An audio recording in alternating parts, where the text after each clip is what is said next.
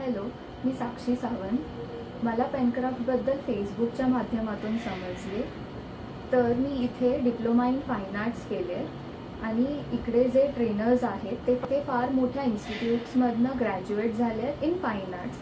तर इकडे मी खूप सारे स्किल्स शिकले आणि ह्यांच्या डिप्लोमा इन फाईन आर्ट्समध्ये खूप सारे टॉपिक्स कव्हर होतात.